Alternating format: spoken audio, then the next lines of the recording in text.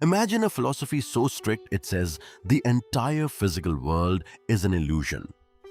Now imagine a devotion so deep it moves that same philosopher to tears at a single name. For centuries, these were treated as opposites.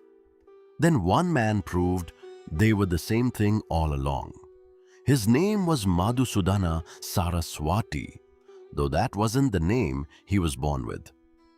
He came into the world in 16th century Bengal, a Brahmin boy who could hear an argument once and repeat it back sharper than the man who made it.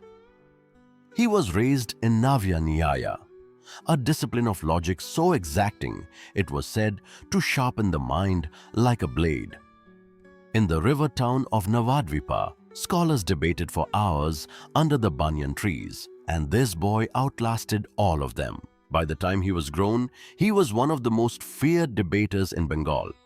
He won every argument he entered, and somewhere in all that winning, he noticed none of it had actually answered the question he cared about most. In those years, a rival school called Advaita Dualism had launched an attack on Advaita so sharp no one in his tradition had properly answered it in a generation. So the young logician left Bengal for Varanasi, took vows of renunciation, and set out to finally answer it. He shaved his head, put on the ochre cloth, and received a new name, Madhusudana Saraswati.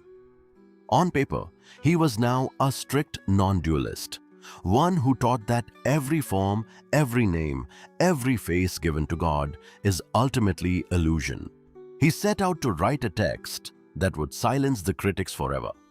It was called Advaita Siddhi, the proof of non-dualism, and line by line, argument by argument, it dismantled every attack ever made on the idea that reality is one, undivided consciousness. It is still considered one of the most intellectually demanding books ever written in the language of Indian philosophy. When it was finished, Madhusudana was, without dispute, the sharpest logician in all of Varanasi. But here the story turns. The very man who had argued that the world is illusion, that God is ultimately formless, fell deeply, unreservedly in love with Krishna, a god with a name, a flute, and a face. Other scholars were baffled. If everything you teach says the world is empty, they asked him, why do you weep at the mention of Krishna?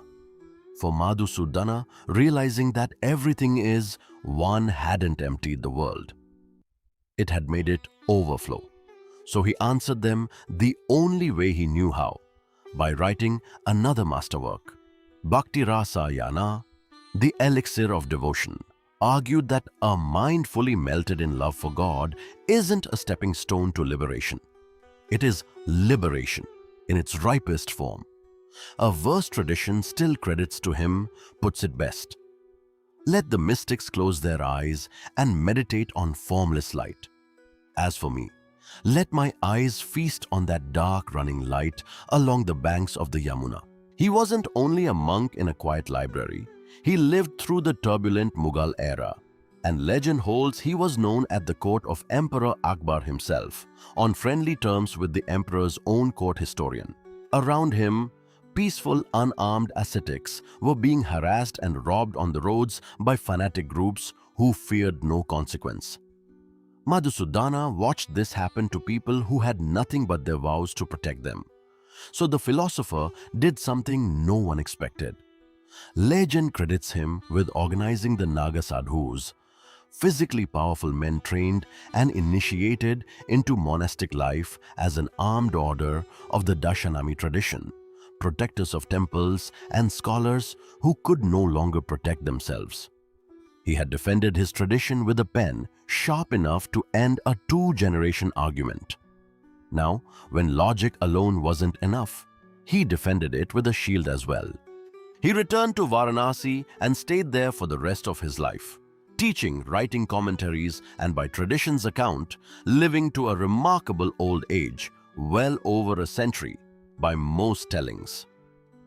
When he finally died in Varanasi, Tradition says he had long outlived the sharp young debater who once terrorized Bengal's finest scholars. An old man by then, ochre-robed, still writing, still teaching until the very end.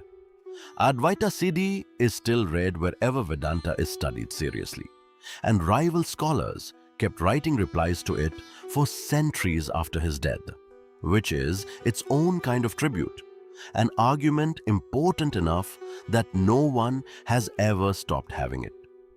He proved you don't have to choose between a sharp mind and an open heart. The same hands that once wrote the sharpest logic in Varanasi never let go of a flute player's memory by the river. In the boundary-less ocean of truth, love is the highest wave.